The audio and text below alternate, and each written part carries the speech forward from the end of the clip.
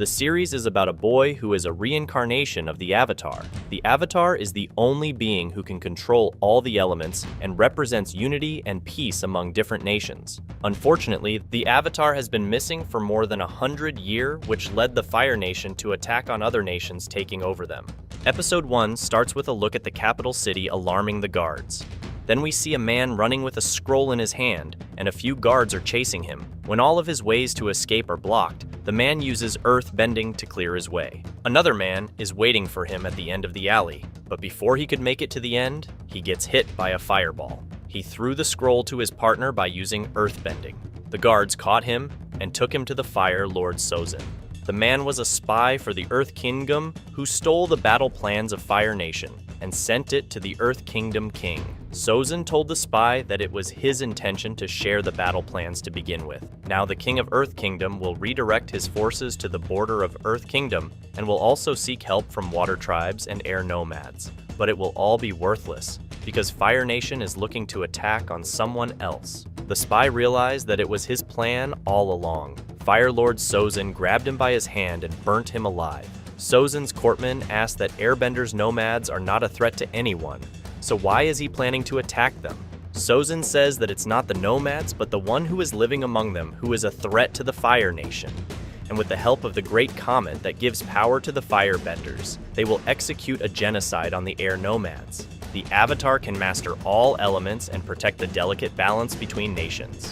When an Avatar dies, his spirit is reborn with a new body. And the cycle goes on with Air Nomads, Water Tribe, Earth Kingdom, and Fire Nation. The last Avatar was born in Fire Nation, which means the next Avatar will take birth in the Air Nomads. The scene changes to Southern Air Temple, where a boy named Aang is talking to old monk Gyatso, who tells him that he needs to prepare for the Great Comet Festival as airbenders from all around the world are coming. Aang run away with his friends. The old monk went to the council meeting where they decide to tell Aang that he is the Avatar and needs to take on the responsibility to master all elements as Fire Nation Lord Sozin has started a war. Gyatso then meets Aang and told him about the history of Avatar. He told Aang that he is the most talented airbender and that he is special. Aang doesn't want to be special. Gyatso tells Aang to leave as soon as possible to train in other disciplines. Aang is scared and does not want to leave. The same night, Aang leaves the temple riding on his flying bison named Appa.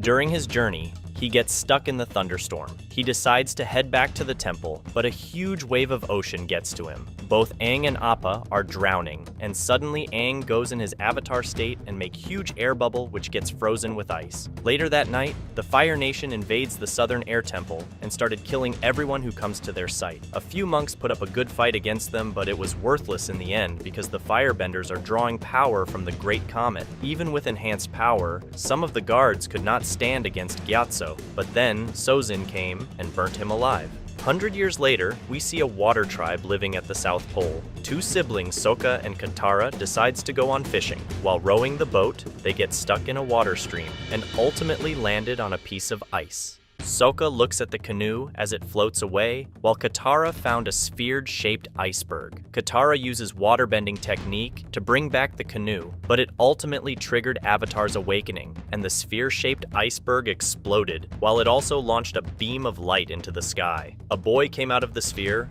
but he fell, and Katara decided to save him by bringing him along to their village. The light that came from the sphere also alerted a Fire Nation ship nearby. The captain of the ship is Prince Zuko, who has been banished by his father until he finds and bring Avatar back home. He is accompanied by his uncle Iroh, who tells him that throne is not everything, and that he should not get his hopes high just because he saw light in the sky. Zuko says that he has been chasing every rumor and every whisper of the Avatar past 3 years and will continue to do so because it is his destiny.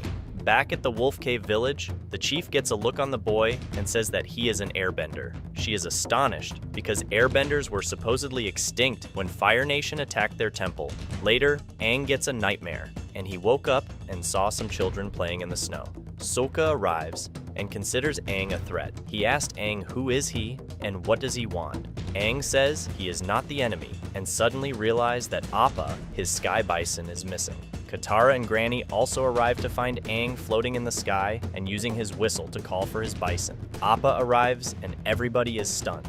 They go back inside, where Aang tells them that he got caught in a thunderstorm right after he left his village during the Great Comet Festival. Granny bewildered to listen to his story, because the festival was held 100 years ago. She informs Aang that it's the same day Fire Nation attacked the temple, and the air nomads were the first to fall. No airbenders were seen after that. Everybody in the village knows this story except for him, because he was stuck in the iceberg for more than 100 years. Aang is shocked by this revelation and bolts outside. Katara came out looking for him and tells him about how the Fire Nation destroyed her village when they first attacked and killed all the waterbenders. She took him to the first ship that came to their village. She shows her waterbending technique to Aang, which gets him excited, but her skills are blunt. Aang tells her that bending is about energy and balance, and then shows airbending. When Katara tried the same, she perfectly formed a water bubble, but then she saw the Fire Nation ship approaching.